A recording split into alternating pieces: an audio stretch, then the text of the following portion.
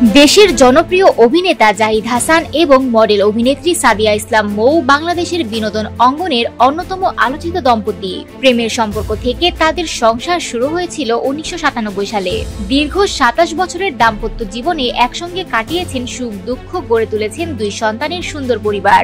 তবে সম্প্রতি একটি পডকাস্টে দেওয়া সাক্ষাৎকারে জাহিদ হাসান জানান, তাদের ব্যস্ততার কারণে একসঙ্গে কোথাও খুব একটা যাওয়া হয় না।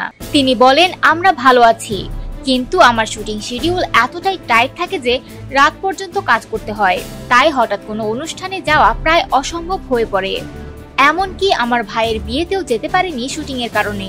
এখন কোনো অনুষ্ঠানে গেলে আড্ডা ছাড়তে ইচ্ছে করে না, তাই মৌ একাই যায়। তবে সে দেশে না থাকলে আমি চেষ্টা করি যোগ দিতে। এ সময় নিজের অতীত সম্পর্কের প্রসঙ্গ তুলে ধরেন এই জনপ্রিয় অভিনেতা।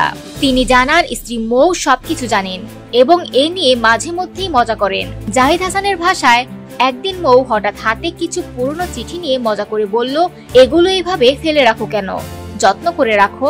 জানা যায়, মৌয়ের সঙ্গে সম্পর্কে জড়ানোর আগে এক অভিনেত্রীর সঙ্গে সম্পর্ক ছিল জাহিদ হাসানের।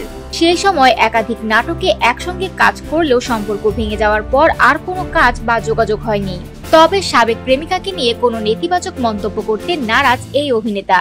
তিনি বলেন, তাকে নিয়ে কিছু বললে অশ্রদ্ধা করা হয়, সেটা আমি চাই না। একসময় তাকে ভালোবেসেছিলাম, এখনো বিশ্বাস করি সে তার মতো ভালো আছে, এটাই বড় কথা। বাংলাদেশের অভিনয় জগতে দম্পতি হিসেবে জাহিদ হাসান ও মৌ যে আলাদা মর্যাদা গড়ে তুলেছেন, তাদের দীর্ঘ দাম্পত্য জীবন অনেকের কাছে অনুকরণীয় উদাহরণ।